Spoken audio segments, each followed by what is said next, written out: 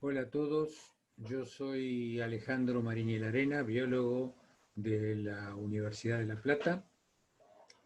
Gracias a los organizadores por invitarme y gracias a todos los que tengan interés en seguir esta charla en la que vamos a tratar algunos conceptos y algunos problemas referentes a las aguas residuales domiciliarias. Vamos a ver una presentación, vamos a ver si la podemos poner operativa. La presentación se denomina Alternativas sencillas y constructivas para el tratamiento de las aguas residuales domiciliarias. Y vamos a empezar diciendo que el tratamiento y la disposición adecuada de las aguas residuales es un problema universal, por el volumen en todos lugares donde hay población hay aguas residuales domésticas, así que por su volumen son las más importantes en los problemas de contaminación ambiental. Y otro de los grandes problemas es que la gran mayoría de las aguas residuales se devuelven al medio ambiente después de ser usadas, cursos receptores superficiales o a las aguas subterráneas, con muy poco tratamiento, con escaso tratamiento o directamente sin tratamiento. Revisemos un poquito qué son las aguas domiciliarias. Las aguas domiciliarias son las aguas que usamos en la casa, por la canilla sale agua limpia y nosotros la usamos para distintas actividades y terminamos generando aguas residuales, que son aguas con algún tipo de contaminantes. Limpieza general de la casa, la pileta de la cocina, el agua que sale de la pileta de la cocina arrastra restos de comida, materiales tanto disueltos como particulados, jabones, detergentes y aceites y grasas, la ducha con una carga importante de detergentes, shampoo y jabón, el inodoro, que todos ya sabemos lo que eso implica, las excretas, con su carga de nutrientes, con su carga de materia orgánica y su carga de vectores de enfermedades transmisibles por el agua, de enfermedades intestinales. Y finalmente, otro aspecto importante es el lavado de ropas, tanto sea a mano como en lavarropas. Todo esto genera, normalmente en la cultura nuestra es juntar todas las aguas en un caño que junta los de todos los desagües de la casa, y esa agua residual que junta lo de toda la casa lleva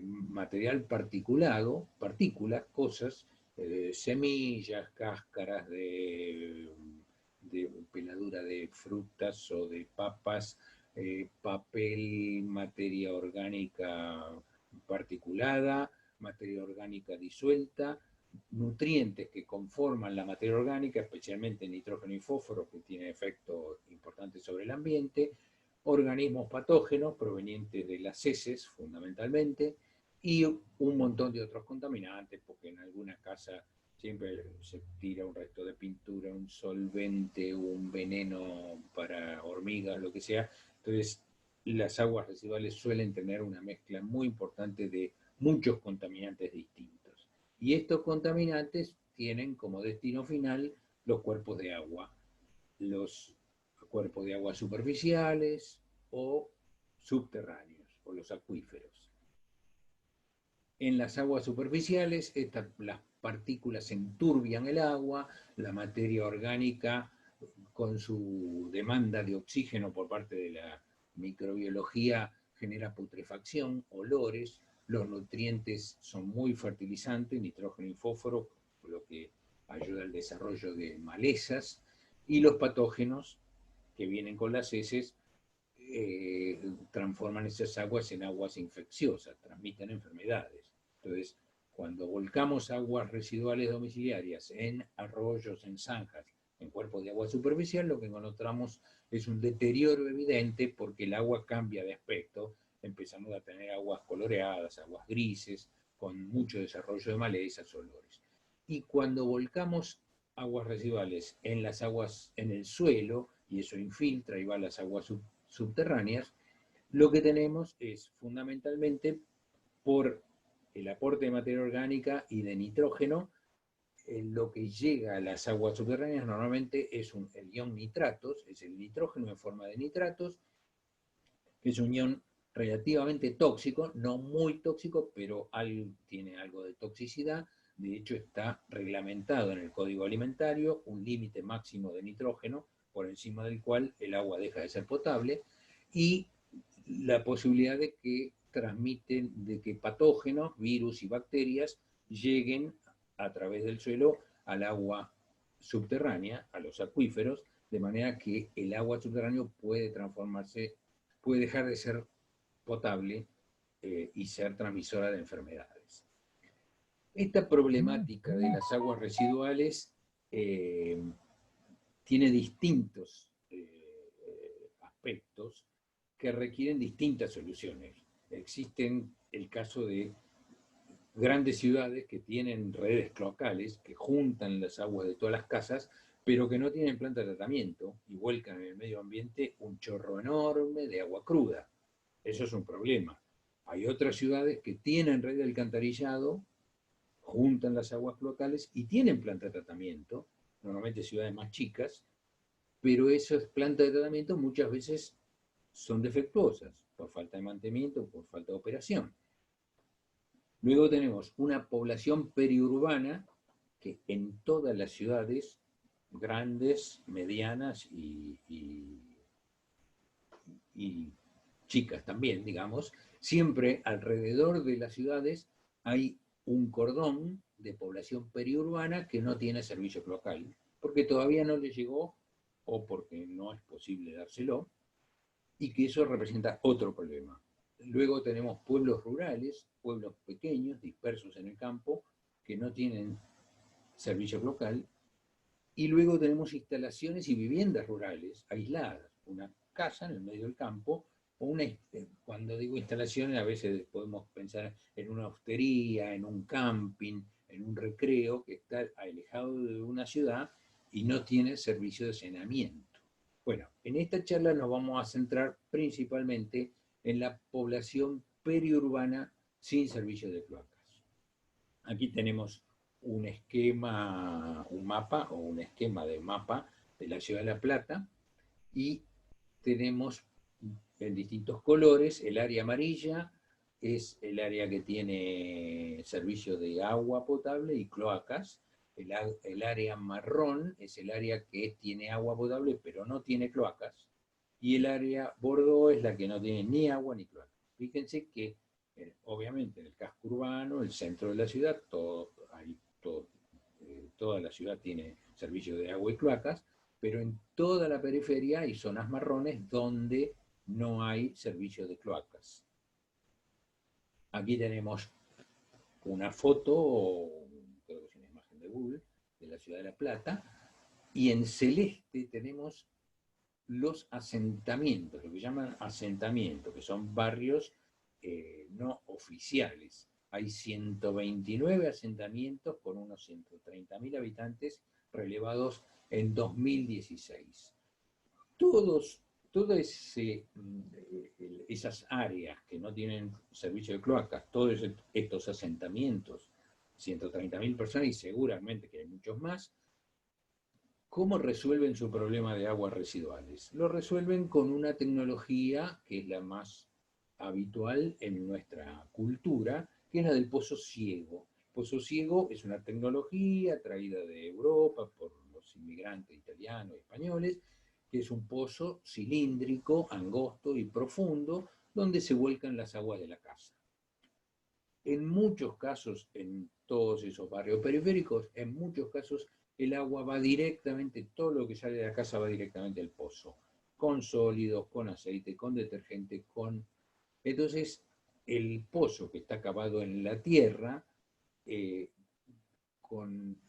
acumula sólidos, las paredes se impermeabilizan con grasas, con aceites, y el pozo termina no infiltrando, no absorbiendo el agua, se llena y normalmente lo que termina haciendo la mayoría de la gente es haciéndole un rebalse a la cabeza del pozo de manera que vuelca en la zanja pluvial de la calle. Una zanja que está pensada para que se escurra el agua de lluvia, termina transportando, recibiendo y transportando, o a veces no transportando, recibiendo simplemente, acumulando aguas residuales urbanas con todo lo que ello implica, lo que vimos antes, la putrefacción de la materia orgánica, olores, turbidez, transmisión de enfermedades, etc. El otro problema de la tecnología del pozo ciego, como se usa aquí, es que muchas veces el fondo del pozo está cerca o tocando el primer acuífero, porque además en nuestra región los acuíferos están altos, a diferencia de los lugares de donde venían los inmigrantes que trajeron la tecnología. Entonces, el agua de la casa está volcando directamente casi en el acuífero y en muchos casos en esos barrios la misma gente o el vecino o alguno de más allá toma agua del mismo nivel freático como abastecimiento para la casa, lo que cierra un círculo de contaminación o de transmisión de enfermedades. Esto es un problema muy serio sanitario que afecta mucho a la población periférica, periurbana de La Plata y de muchos lugares donde se ven las diarreas infantiles, por ejemplo, son una cosa muy habitual y que la gente ya lo tiene incorporada en su cultura, algo que no debería suceder y, según dicen los gastroenterólogos, los epidemiólogos, es una barbaridad que ocurra, pero esa es la realidad que tenemos en nuestras manos. Bueno, el pozo ciego este que les comento es una tecnología que además de no ser muy adecuada, está mal utilizada. Y está mal utilizada y el mal uso que se hace nos acarrea una serie de problemas como ser el riesgo de desmoronamiento porque no se lo construye con una estructura adecuada, la impermeabilización y el consecuente llenado y tener que vaciarlo en la zanja, el llenado desde abajo por ingreso de las aguas de las napas, la contaminación de las napas por salida de las aguas del pozo hacia el acuífero y finalmente el riesgo de infecciones tanto en la superficie de la zanja como en el acuífero. De manera tal que eso nos genera barrios cuyas zanjas en las veredas de los barrios se pueden ver escenas o paisajes de este tipo, con zanjas totalmente llenas de aguas en descomposición, colmatadas, de muy mal aspecto y de muy mal olor. Un panorama estéticamente muy poco deseable. Pero bueno, hablemos de alternativas de tratamiento. Por el contenido de lo que tienen las aguas, lo ideal es dividir las aguas entre aguas negras y aguas grises. Las aguas negras son las que tienen riesgo sanitario, las que transportan excretas, o sea, el agua del inodoro. Y las aguas grises son el resto de las aguas de la casa. Cuando uno encara una casa nueva, lo ideal sería separar el inodoro por un lado, el resto de las aguas por el otro, tratarlas por separado, porque de esa forma uno puede infiltrar el agua negra tratada y la hace desaparecer, y el resto de las aguas grises, ya tratadas, también hay que tratarlas, se pueden reutilizar para riego, que es otra forma de infiltrarlas, pero dándole un reuso y además aliviando el sistema de infiltración. Ambas aguas deben ser tratadas. Lo ideal es tratarlas por separado. Pero la realidad que nos encontramos habitualmente es que las aguas salen de la casa todas juntas. Alterar eso para separarlas implica romper el piso del baño, romper las instalaciones que ya están hechas. Entonces, La gran mayoría de las casas viene con todas las aguas juntas y tenemos que tratarlas como vienen. La primera cuestión para, como tratamiento individual en casas es tener lo que se llama en ingeniería sanitaria o en cualquier enfoque de tratamiento de aguas residuales, un tratamiento primario. Y en las casas individuales se hace con una instalación que se llama cámara séptica. La cámara séptica, ahí tienen un esquema, un gráfico, un corte, visto de costado. La cámara séptica es una caja estanca es impermeable al agua, no a los gases, pero sí al agua, que funciona siempre llena. El agua ingresa, espero que se vea la flecha, el agua ingresa por la izquierda desde la casa y en la medida que ingresa agua por un extremo, perdón, vuelvo para atrás, a medida que agua ingresa por un extremo, sale por el otro porque siempre está llena y sale por rebalse. En el transcurso, en el camino del agua desde un extremo hacia la salida, el material particulado sólido que transporta el agua sedimenta y se deposita en el fondo. Lo que flota, jabones, detergentes, grasas, aceites, se va hacia la superficie y forma una costra en la superficie. Y por la forma que tienen los caños de ingreso y de salida, que tienen una T, el agua ingresa no por la superficie, sino a media altura, y sale no por la superficie, sino a media altura, lo particulado queda en el fondo, lo flotante queda en la superficie, el agua sale clarificada. El agua que sale de la cámara séptica no está purificada, no está tratada, no está lista para ser dispuesta en el medio ambiente. Todavía lleva mucha carga orgánica, lleva organismos patógenos, pero se liberó de una buena parte de su carga y sobre todo de una carga particulada que la etapa siguiente del tratamiento no puede recibir porque se taparían una serie de sistemas. Esto que queda aquí adentro no queda eternamente. Adentro de la cámara séptica, como está cerrada y no entra oxígeno atmosférico, se genera un ambiente anaeróbico. Ese ambiente anaeróbico tiene la capacidad de degradar todo lo que sea orgánico, lo que flota y lo que sedimenta orgánico, lo va degradando lentamente, pero lo va degradando de manera que lo único que queda acumulado en la cámara después de mucho tiempo es lo inorgánico o lo orgánico muy recalcitrante, muy difícil de degradar. De manera tal que al pasar el agua deja lo que sedimenta y lo que flota. Y eso que queda retenido en la cámara séptica, de a poco se va degradando, de manera tal que va desapareciendo lo que es biodegradable. Lo que no es biodegradable y se va acumulando debe limpiarse una vez cada 2, 3 años, pero es muy poco volumen teniendo en cuenta la cantidad de tiempo que funciona la cámara séptica. La salida de la cámara séptica, dijimos, todavía debe ser tratada con otro método y ahora vamos a ver algunas alternativas. La primera alternativa, bueno, aquí tenemos, antes de empezar con eso, vemos una cámara séptica.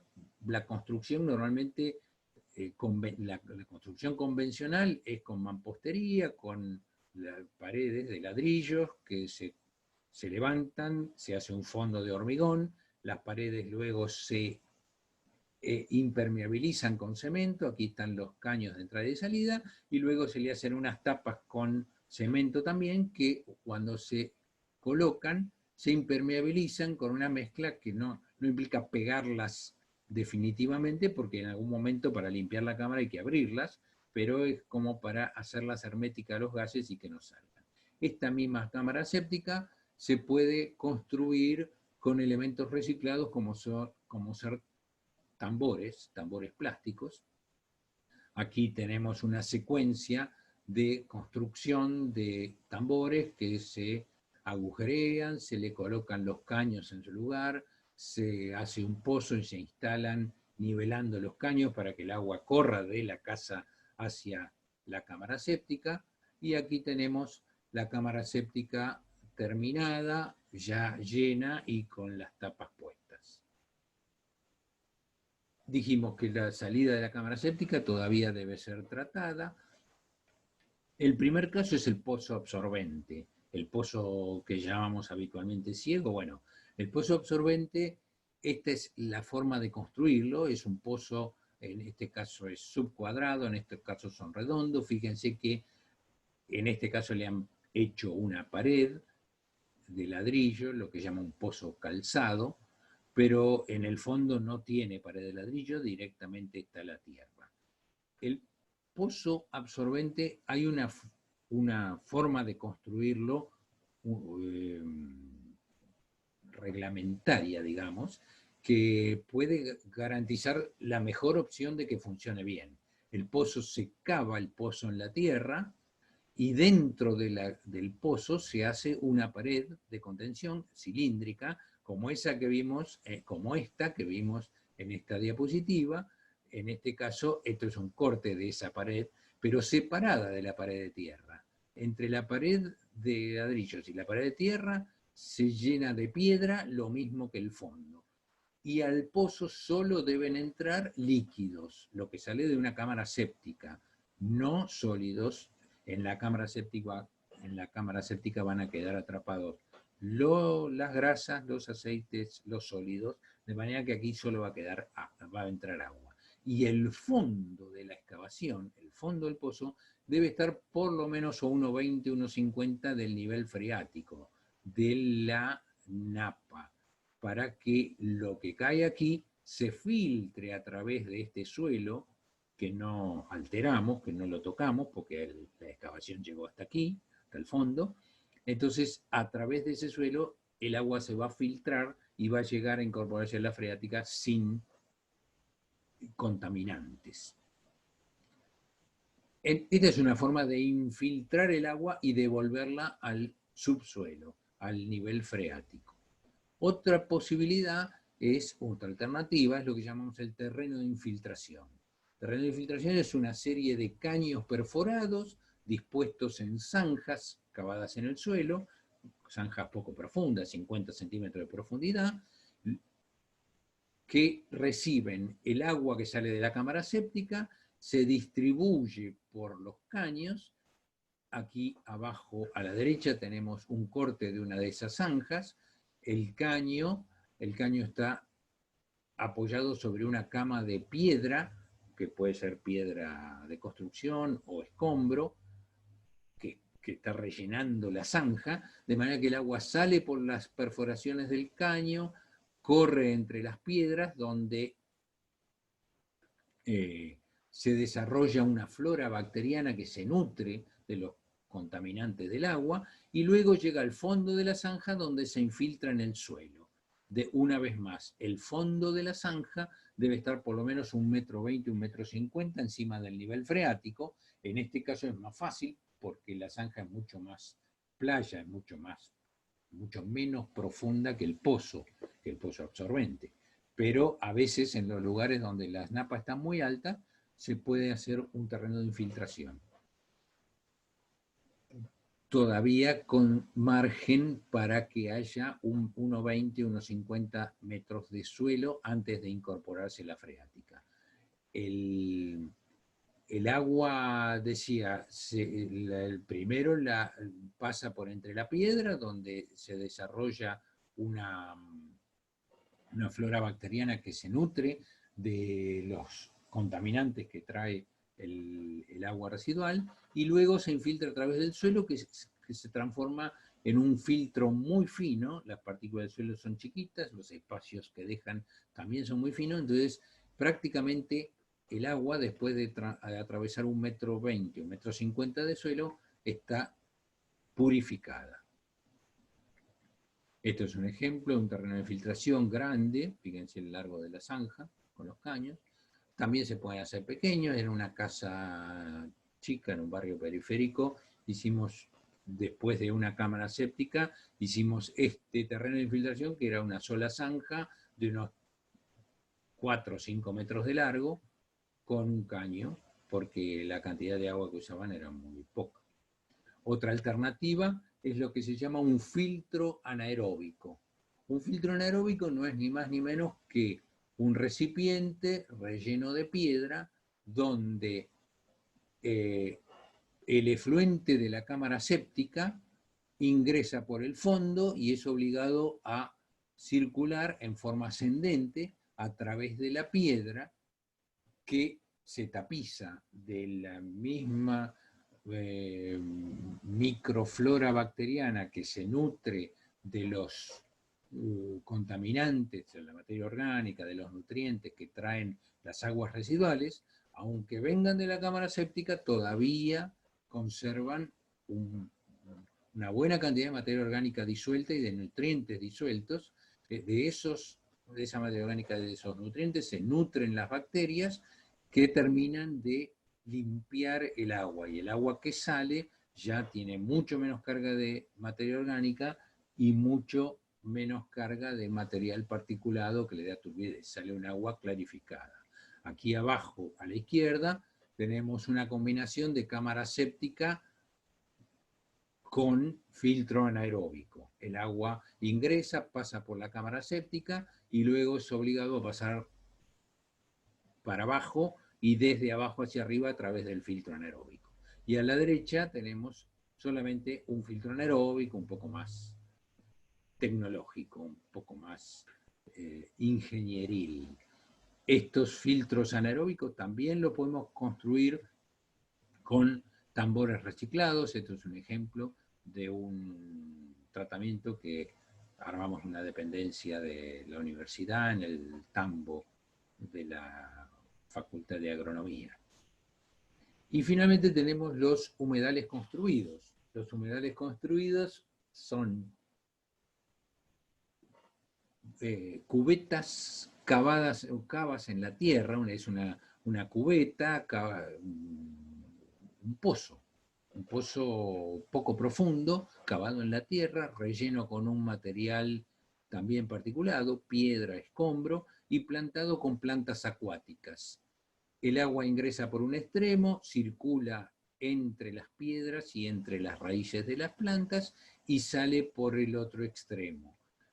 El nivel del agua está siempre por debajo del nivel de relleno, porque eso se puede manejar con un codo que se puede subir y bajar, se puede subir y bajar de manera de mantener el agua debajo del nivel del relleno. Eso nos evita que el agua esté en contacto con la atmósfera y de olores, que proliferen mosquitos, que se críen mosquitos, y además evita el contacto, el posible o el riesgo de contacto de gente, niños, con el agua séptica. De manera tal que, como ven aquí, esto es una cava, el agua ingresa por un extremo, circula entre las raíces de las plantas y la piedra y sale por el otro extremo. De nuevo, siempre es lo mismo, el proceso de limpiar el agua lo realiza, son tratamientos biológicos, lo realiza una comunidad microbiana, que es la misma que funciona en las estaciones de tratamiento convencionales que construye la ingeniería sanitaria. Es una comunidad microbiana compuesta de bacterias, flagelados, ciliados, rotíferos, que se controlan unos a otros. Las bacterias son los productores primarios de ese sistema, que consumen la materia orgánica disuelta o finamente particulada, y el resto de los organismos que controlan las poblaciones de bacterias. El agua que sale de estos sistemas está en condiciones de ser volcada en un cuerpo receptor. Aquí tienen ejemplos de un humedal muy pequeño construido en un barrio, en la zona de Romero. La cubeta, en vez de ser una sola, hicimos dos cubetas. La primera impermeabilizada con polietileno para que el agua residual no se vaya directamente a través del suelo a la freática, sino que ingrese, circule por toda la cámara y salga. Y la segunda cámara está no impermeabilizada porque ya viene tratada de la primera, y ahí sí puede servir como el fondo está no impermeabilizado para que infiltre, y el excedente, si hay un excedente, en caso de días de lluvia, vuelca lateralmente a una zanja. Aquí tienen el humedal ya terminado, el humedal terminado y plantado, y el humedal ya madurando unos cuantos meses después de haberse terminado y puesto en funcionamiento. Esto es otro ejemplo, un humedal construido en el Parque Ecológico, en Villeriza, hace ya unos cuantos años que está funcionando y trata las aguas de la casona, que es donde funcionan los baños públicos para la visita y un comedor con preparación de comida. Y ahora vamos a ver, tanto el pozo absorbente como el terreno de infiltración son sistemas de tratamiento y de disposición final del agua, porque el agua ingresa, se trata y se infiltra en el suelo para reincorporarse la freática. Los otros, el sistema de filtro anaeróbico y el humedal, tienen un ingreso y una salida de agua. Esa salida de agua tenemos que disponerla de alguna forma. Normalmente lo que se hace con esa salida de agua, que es agua ya tratada, sobre todo si es agua gris tratada no tiene riesgo sanitario, si es agua completa, agua gris y negra tratada, si está bien tratada con un filtro anaeróbico o con un humedal, no tiene problemas y se puede usar para riego. Normalmente se puede usar para riego de jardín, que si el agua es negra se recomienda hacer un riego no superficial, no desparramando el agua en la superficie, sino a través de manguera que se instala, se entierra y luego se tapa con un poquito de tierra, con un poco de mulch, y el agua no, digamos, riega, pero no queda expuesta al exterior, de manera que no haya riesgo de contacto y de transmisión de enfermedades. Y la otra posibilidad es el riego de una huerta, sobre todo si tenemos aguas grises, el riego de cualquier tipo de huerta, de vegetales que se comen crudos, que habrá que tener la precaución de lavarlos bien, y si no, el riego de vegetales, también se pueden regar flores, se pueden regar frutales, o se pueden regar cualquier tipo de huerta. Aquí tenemos un ejemplo en un barrio de una huerta pequeña. Aquí tenemos huertas un poco más importantes, un poco más grandes, regadas con aguas grises. Bueno, esto es todo. Muchas gracias. Será hasta la próxima.